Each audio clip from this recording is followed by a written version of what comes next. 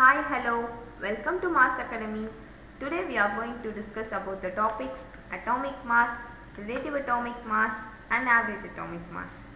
நமக்கு டாபிக்ஸ்ல இருந்தே தெரியும் நம்ம எதை பத்தி டிஸ்கஸ் பண்ண போறோம் அப்படினு சொல்லிட்டு எல்லாமே வந்து ஆட்டமோட மாஸ் பத்தி தான் நம்ம டிஸ்கஸ் பண்ண போறோம். From this topic இப்போ உங்களுக்கு ஒரு டவுட் வரும் இல்லைங்களா, எல்லாத்துலயுமே மாஸ் அட்டாமிக் மாஸ் தான் வருது, பட் இது என்ன தனித்தனி டாபிக்ஸா வருது அப்படின்னு சொல்லிட்டு அது ஒன்றும் இல்லை. இப்போ அட்டாமிக் மாஸ்ல நம்ம மாஸ் ஆஃப் அன் ஆட்டம் என்ன அப்படின்னு நமக்கு தெரியும். ஏன்னா மாஸ் ஆஃப் அன் ஆட்டம் என்ன நம்ம எப்படி ஃபைண்ட் பண்ணுவோம், the mass of number of protons plus number of neutrons அப்படின்ற ஒரு ஃபார்முலா வச்சு நம்ம mass of an atom find பண்ணுவோம். அதே மாதிரி இப்போ நெக்ஸ்ட் டாபிக் பாருங்க, ரிலேட்டிவ் அட்டாமிக் மாஸ். ஒன்றும் இல்லை, ஸ்லைட் டிஃப்ரென்சஸ் தான் இருக்கும் இந்த 3 டாபிக்ஸ்க்குமே. இந்த ரிலேட்டிவ் அட்டாமிக் மாஸ்ல என்னன்னா, ஒரு ஆட்டமோட நமக்கு பாஸ்லேட்ஸ் பார்த்துருக்கோம் இல்லைங்களா, மாடர்ன் அட்டாமிக் தியரியில் நம்ம பாஸ்லேட்ஸ் பார்த்துருக்கோம். அதில் ஒரு பாஸ்லேட்ஸில் சொல்லியிருப்பாங்க என்னென்னா, atom is very smallest particle அப்படின்ட்டு சொல்லியிருப்பாங்க. இப்போது ஆட்டம் வந்து ரொம்ப ஸ்மாலஸ்ட் பார்ட்டிக்கலாக இருக்குது, அது ரொம்ப மைன்யூட்டாக இருக்கும் இல்லைங்களா. ஸோ அதோட மாஸ் நம்ம வந்து எக்ஸாக்டாக ஃபைண்ட் பண்ண முடியாது, ஒரு சிங்கிள் ஆட்டம் வச்சு ஃபைண்ட் பண்ண முடியாது, அது ப்ராக்டிக்கலாக நடக்காது. ஸோ அதுக்காக என்ன பண்ணாங்கன்னா, இந்த ரிலேட்டிவ் அட்டாமிக் மாஸ் அப்படின்ற ஒரு டாபிக் கொண்டு வந்தாங்க.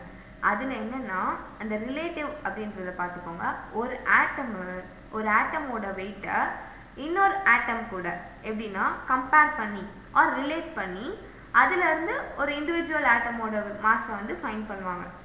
அதை தான் இந்த ரிலேட்டிவ் அட்டாமிக் மாஸ் அப்படின்றது. நெக்ஸ்ட் பார்த்தீங்கன்னா ஆவரேஜ் அட்டாமிக் மாஸ். இந்த ஆவரேஜ் அட்டாமிக் மாஸில் இப்போ ஃபார் எக்ஸாம்பிள் இப்போது நம்ம ஐசோடோப்ஸ் வந்து நமக்கு நிறைய அபண்டண்ட்டாக இருக்குது இல்லைங்களா எர்த்தில். அந்த ஐசோடோப்ஸில் கரெக்டான ஒரே ஐசோடோப்ஸ், இப்போ ஃபார் எக்ஸாம்பிள் உங்களுக்கு குளோரின் இருக்குது பார்த்துக்கோங்க, குளோரினுக்கு 2 ஐசோடோப்ஸ் இருக்குது, குளோரின் 1735 இருக்குது, குளோரின் 1737 இருக்குது.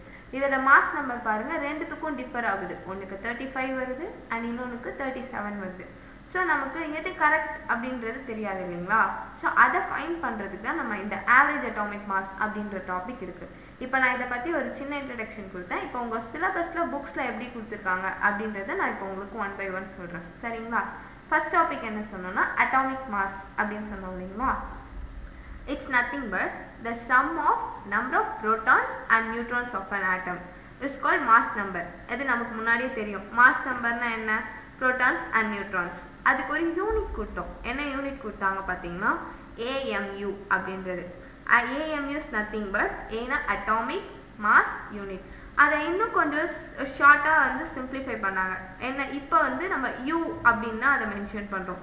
U is nothing but unified atomic mass.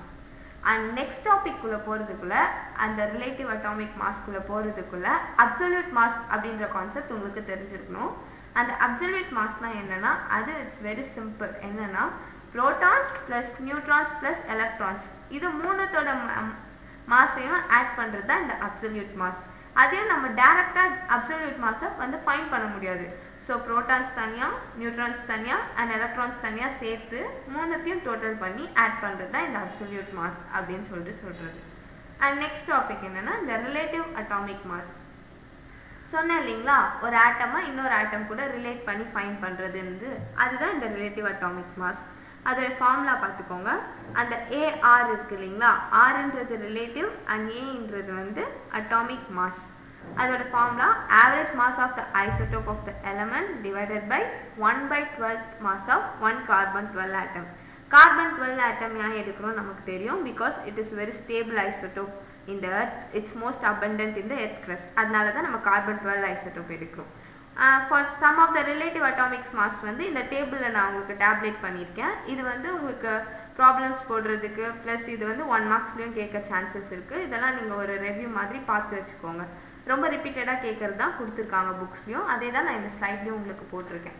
And ஹைட்ரஜனுக்கு பார்த்தீங்கன்னா இப்போ ஹைட்ரஜன் சிம்பிள் 1H அண்ட் அதோட ரிலேட்டிவ் அட்டாமிக் மாஸ் பார்த்தீங்கன்னா 1. அதே மாதிரி carbon, nitrogen, oxygen and oxygen, sodium, magnesium etcetera, சல்ஃபருக்கும் கொடுத்துருக்காங்க. இதெல்லாம் மட்டும் நீங்கள் பார்த்து வச்சுக்கோங்க, உங்களுக்கு யூஸ்ஃபுல்லாக இருக்கும். அண்ட் நெக்ஸ்ட் டாபிக் என்னன்னு பார்த்தீங்கன்னா ஆவரேஜ் அட்டாமிக் மாஸ். இது ரொம்ப ஈஸியான டாபிக் தான். அதுக்கு உனக்கு ஒரு ஃபார்முலா, ஆவரேஜ் அட்டாமிக் மாஸ் எப்படி ஃபைண்ட் பண்ணுறதுன்றது ஒரு ஃபார்முலா தான், சின்ன ஃபார்முலா வச்சு நம்ம ஈஸியாக ஃபைண்ட் பண்ணிடலாம். அந்த ஃபார்முலா பாருங்கள், average atomic mass equal to mass of first isotope into percentage abundance of first isotope plus mass of second isotope into percentage abundance of second isotope. இப்போ 2 elements கொடுத்துருக்காங்கன்னு வச்சுக்கோங்க. ஃபார் எக்ஸாம்பிள் இந்த formula use பண்ணி நம்ம ஈஸியாக find பண்ணலாம். ஒரு example நான் உங்களுக்கு சொல்கிறேன். நெக்ஸ்ட் வெயிட் பண்ணுங்கள். இப்போது கொஷின் கொடுத்துருக்காங்க பாருங்கள். an element which exists as a mixture of 50% of an isotope. mixture of 50% வந்து an elementன்னு சொல்லியிருக்காங்க. அதோட மாஸ் பார்த்தீங்கன்னா உங்களுக்கு 9 AMU கொடுத்துருக்காங்க. அண்ட் இன்னொரு எலமெண்ட் அது வந்து 50% இருக்குது. அதோடைய மாஸ் பாருங்கள் 10 AMU having a mass of 10 AMU கொடுத்துருக்காங்க. அது கீழே பாருங்கள், அதை சால்வ் பண்ணியிருக்கேன். அங்கே என்ன ஃபார்முலா நம்ம பார்த்தோம்? mass of first isotope into percentage abundance of first isotope அப்படின்னு சொன்னோமா. இப்போ mass of first isotope நமக்கு 9 into percentage abundance வந்து நம்ம divided by 100ன்னு போட்டு ஃபைண்ட் பண்ணுவோம் இல்லைங்களா. அப்படி போட்டு சிம்பிளிஃபை பண்ணோம். Plus mass of second isotope நமக்கு 10 கொஷினில் கொடுத்துருக்காங்க பாருங்கள். இன்ட்டு அதே 50% தான் இதுக்கும் percentage abundance கொடுத்துருக்காங்க. So 50 divided by 100.